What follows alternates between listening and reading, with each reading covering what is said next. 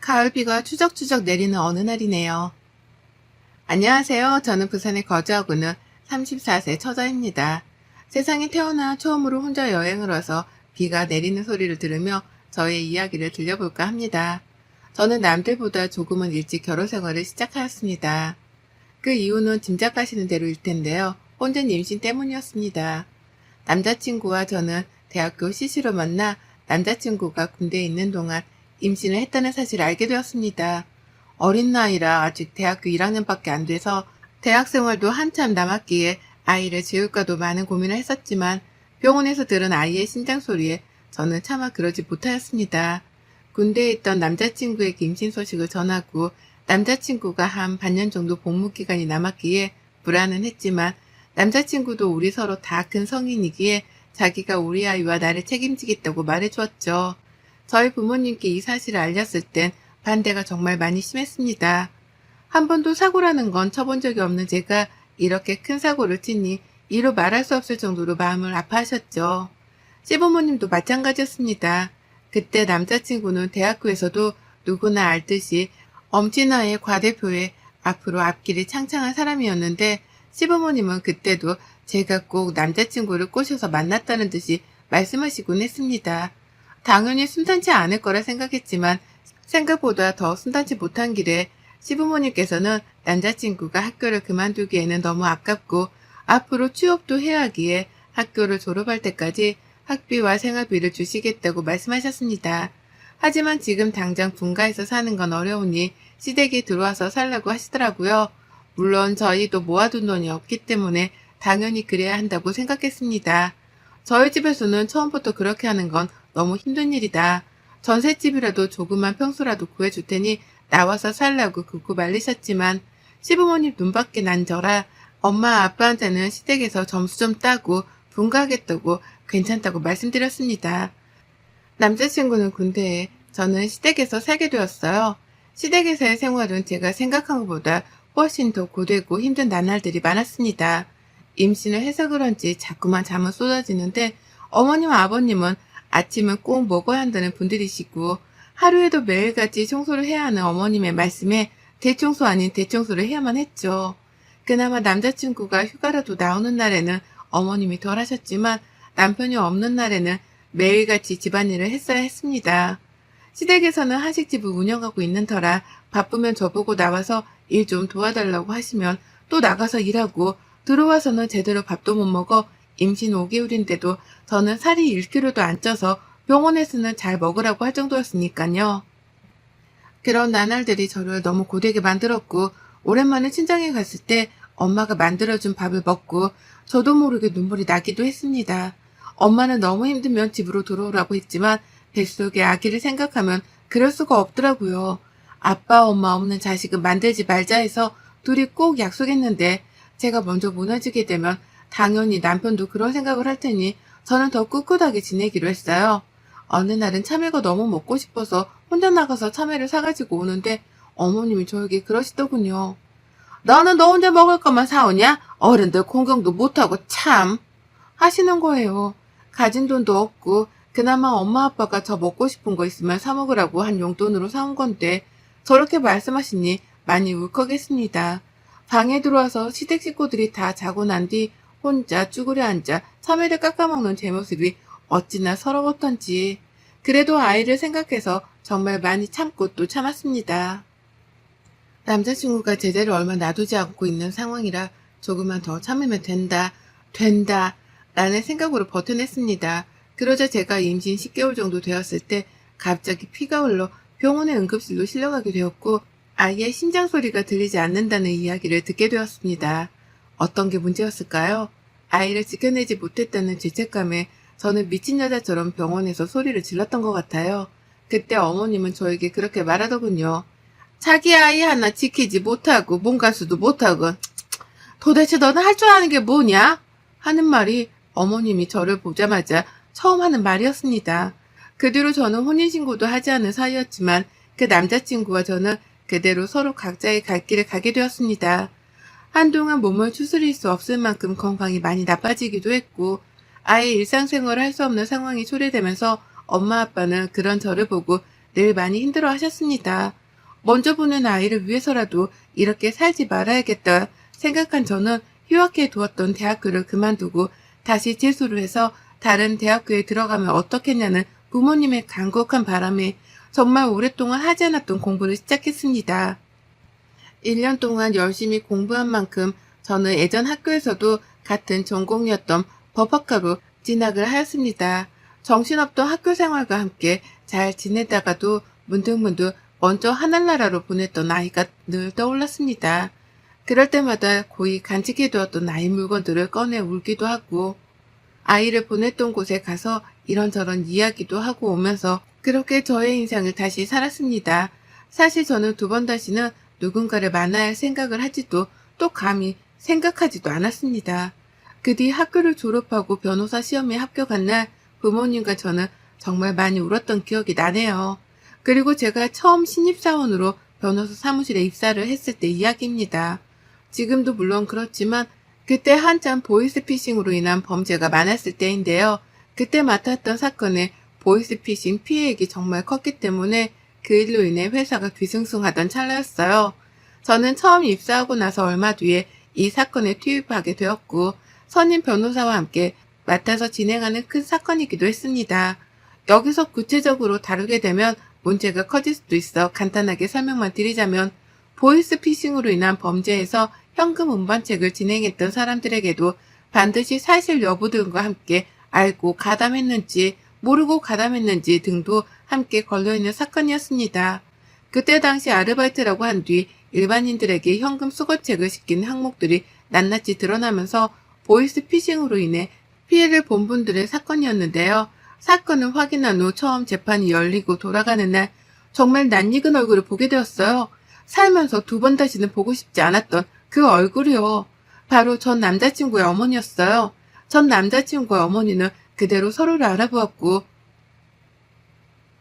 놀란 듯이 전 남자친구가 저를 보았습니다. 그대로 피하려고 가는 순간 갑자기 저를 붙잡는 남자친구를 보니 그냥 지나칠 수 없겠다고 생각해 말을 했습니다. 잘 지냈어? 이런 데서 또 만나지네? 너는? 법원에는 무슨 일이야? 나 그냥 볼 일 있어서. 라고 이야기하려던 순간 뒤에서 따라오던 선배 변호사가 김비원, 이따 자료 찾아서 방으로 들고 와서 다시 얘기해. 나 먼저 사무실로 갈게. 라고 하시더군요. 그때 전 남자친구와 그 어머니의 표정을 저는 아직도 잊지 못하고 있습니다. 너 변호사 됐어? 학교 그만뒀었잖아. 그만두고 그 해에 다시 다른 곳에 합격했어. 너랑 학교 같이 다니기는 어렵기도 하고 또 다른 친구들 시선도 두렵고 해서. 너 그만뒀다는 거 들었어. 근데 다시 너를 찾으려니 네가 이름까지 바꿨더라? 부모님이 그림이 안 좋다고 해서 바꿨어. 그랬구나. 잘 지내는 거 보니까 좋다. 그래 고마워. 너도 잘 지내? 하고 돌아가려는 순간 그 전 남자친구 시어머니가 저보고 갑자기 친한 척을 하더군요. 얘, 네가 이렇게 똑똑한 애인지 몰랐네. 언제 변호사가 되었대? 그때 니네 안 헤어지고 살았으면 며느리 변호사라고 자랑했을 텐데 참 아쉽구나. 네, 그럼 안녕히 가세요. 하고 내려갔어요. 그날 저녁에 저는 다시 악몽을 꿔야만 했습니다. 새로 다시 시작하기 위해 이름도 바꾸고 새로운 학교도 들어가고 이제 다시 새 삶을 시작하려는데 또다시 악몽이었던 시간들이 저를 잡으려 한다는 생각이 머릿속에서 떠나질 않더군요. 잠을 거의 자지 못하고 출근해서 다시 재판할 사건들을 찾아보고 있는데 누군가 저를 찾아봤다고 하네요. 나가서 보니 거기에는 어제 만났던 전 남자친구 엄마가 서 계셨어요. 얼굴을 마주하기도 싫었지만 우선 1층 카페에서 다시 보자고 말씀드리고 내려가 앉았어요. 갑자기 무슨 일이세요? 제가 일하는 곳은 어떻게 하셨어요? 뭐 알려면 다 알지. 잘 지냈니? 네, 근데 무슨 일이세요? 이렇게 서로 길게 대화할 사이는 저희가 아니잖아요. 옛날 시어머니 며느리 관계에서 너는 뭘 이리 빡빡하게 구니? 그때 결혼도 하지 않았던 사이인데 시어머니와 며느리라는 말은 좀 불쾌하네요. 그리고 오래된 이야기 꺼내지 마세요. 벌써 다 지난 일인데요. 변호사면 너 돈 좀 많이 벌겠다. 우리 아들은 그 뒤로 학교 그만두고 참 힘들어했는데 너는 이렇게 잘된 모습 보니까 배가 참 아프더라고. 그래서 너한테 위자료라도 좀 받아야겠다 싶어서. 너 우리 집에서 먹고 자고 할 때 생활비 한 푼 안 보탰잖니. 그때 얼마나 돈이 많이 들어갔는데. 지금 무슨 말이세요? 제가 거기 들어가 살겠다고 안 했잖아요. 저보고 생활비랑 동영이가 졸업할 때까지 다 해주신다고 들어와서만 살라고 해서 들어간 건데 지금 와서 뭐? 위자료를 말씀하세요? 너무 뻔뻔하다는 생각이 안 드세요? 뭐가 뻔뻔하니? 너는 번듯하게 변호사 돼서 잘 사는데 우리 통영이는 너 때문에 군대 다녀와서 너무 힘들어서 인생이 다 망가졌는데 너만 잘 사는 모습 봐서 되겠니? 너는 하늘이 간 너 얘기한테 부끄럽지도 않아? 지금 어디서 저희 아이를 들먹이세요? 어쨌든 나 지금 너한테 다 얘기했고 이번호로 연락 줬으면 좋겠다. 돈 준비되면. 그리고 네가 지금 위자료 안 주면 너네 회사에 너 과거에 결혼하고 유산까지 해서 이혼한 이야기 다 퍼뜨려줄까? 우리 아들 인생 망치고 너만 잘 살 수는 없지. 너도 과거에는 애 엄마였잖아. 하고 뻔뻔하게 자기 연락처를 두고 나갔습니다. 저는 더 이상 이렇게는 안 될 것 같아 예전에 학교에 다니던 같은 과였던 친구에게 오랜만에 연락을 했어요. 지혜야, 나야, 잘 지냈어? 어머, 미네야. 너 미네구나. 정말 이게 얼마만이야? 연락 못해서 미안해. 정말 미안한데 혹시 너 동영이 연락처 아니? 다른 친구들한테는 나 연락 온 거 미안한데 말하지 않았으면 좋겠어.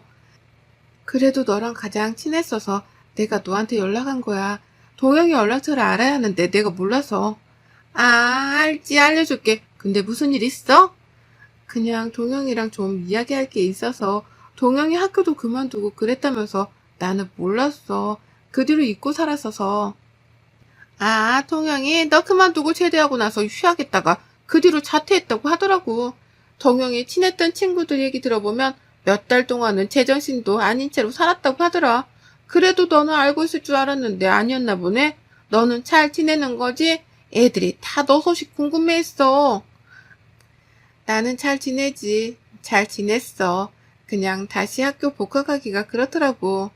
미네야, 나는 사실 너 법원에서 몇 번 본 적 있어. 너 변호사 되어 있더라?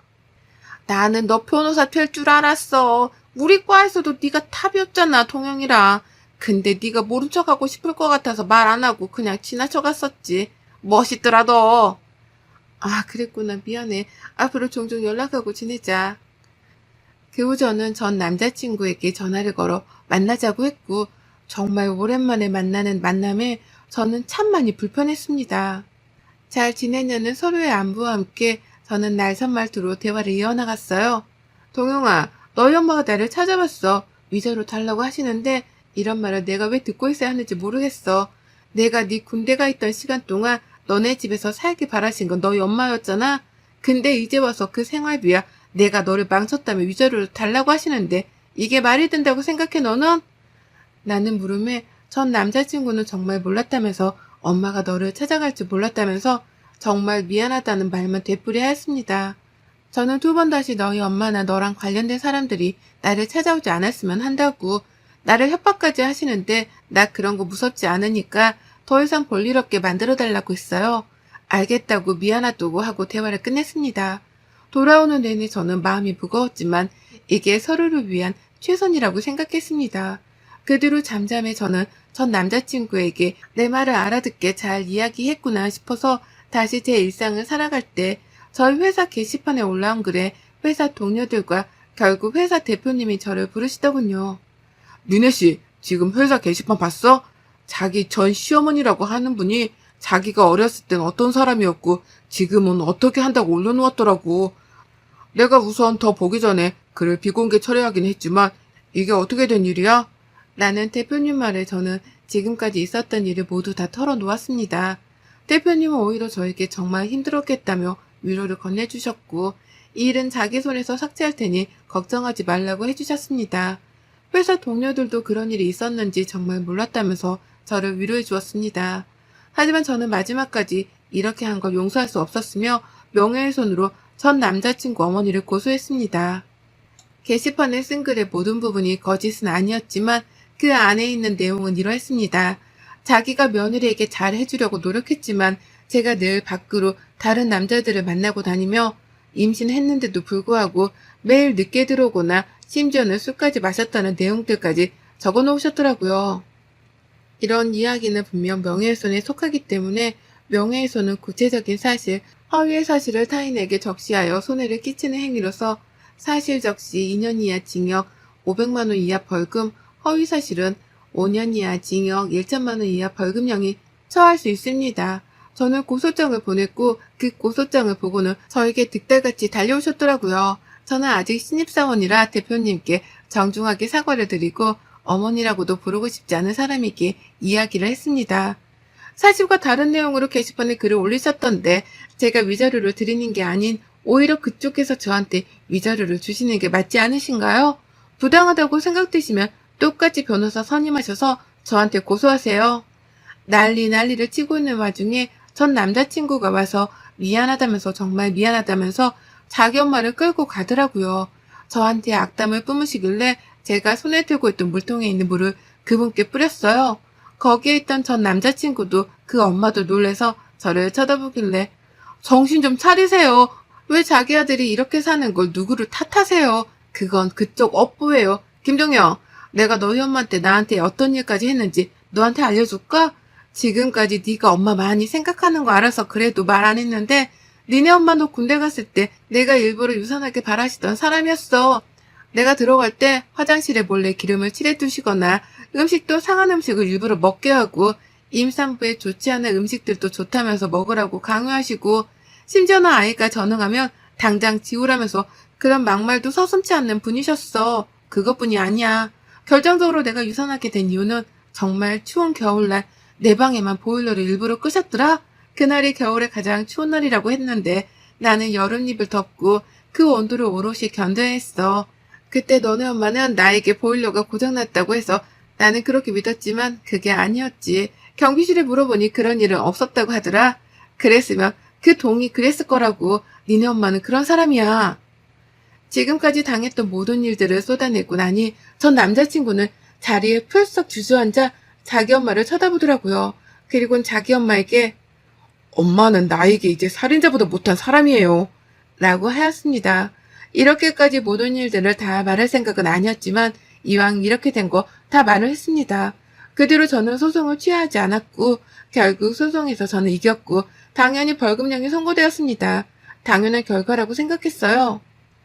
선고가 내려지고 난 후 저에게 전 남자친구 엄마는 울고 불며 며칠 동안 미안하다고 제발 소송 취하해달라고 했고 아들에게도 제발 그게 사실이 아니라고 해달라고 무릎까지 꿇고 말씀하시더라고요. 사실 참 가소로웠어요. 저는 아직도 그 집에 있는 순간들에 그 사람들의 모습이 기억나거든요. 저를 보던 눈빛, 제가 힘들어했을 때마다 좋아하는 눈빛, 저를 어떻게 해야 골딱 먹일 수 있을까 하는 눈빛들이요. 그러면서 이제 와서는 저에게 빌면서 봐달라고 하니 참 웃기잖아요, 인생이. 자기는 아들밖에 없는데 걔가 자기를 돌아서면 자기는 어떻게 사냐고 울고 불며 집까지 찾아와 이야기하길래 제가 딱 한마디 했어요. 자기 아들 소중한 줄 아셨으면 저희 아이한테도 그러셨어야죠. 그래도 동영이는 죽지 않고 살아있잖아요. 저희 아이는 이제 만나고 싶어도 만날 수가 없어요. 그러니 지금 그런 눈물은 사치인 것 같네요. 오랫동안 쌓여있던 묵은 채증이 내려가는 기분이었어요.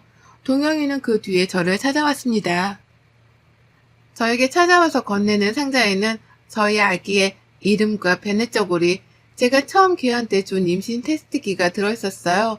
자기가 제대하면 꼭 주고 싶었는데 그러지 못해서 지켜주지 못해서 미안하다고 엄마를 용서하지 말아달라고 울며 이야기했습니다. 서로 지금까지 힘들었던 이야기, 미안한 이야기까지 끝낸 후 저희는 정말 비로소 이별을 하게 되었고 동영이는 한동안은 멀리 가 있으려고 한다는 이야기 했습니다. 서로의 행복을 정말 응원하였고 그날 저는 정말 오랜만에 악몽을 꾸지 않고 잠을 잘 수 있었습니다. 어린 나이 임신으로 인해 행복한 생활을 꿈꿨지만 그게 마음처럼 되지 않아 왜 늘 나에게만 이런 일이 일어날까 싶었습니다. 하지만 이렇게 열심히 살아온 저의 이야기를 익명으로나마 꼭 잘했다고 응원받고 싶어 이렇게 사연을 보내게 되었는데요. 여러분들은 지금 다 행복하신가요? 행복하시지 않으시다면 꼭 다시 나를 위한 소소한 행복을 찾아보시기를 바라겠습니다. 저는 이런 일을 겪고 나니 평범한 게 가장 소중하다는 걸 알게 되었습니다. 여러분들의 평범한 일상에 늘 웃음이라는 꽃이 피길 바라며 긴 글 읽어주셔서 정말 감사합니다. 여러분의 생각은 댓글로 남겨주세요. 오늘도 시청해주셔서 정말 감사합니다.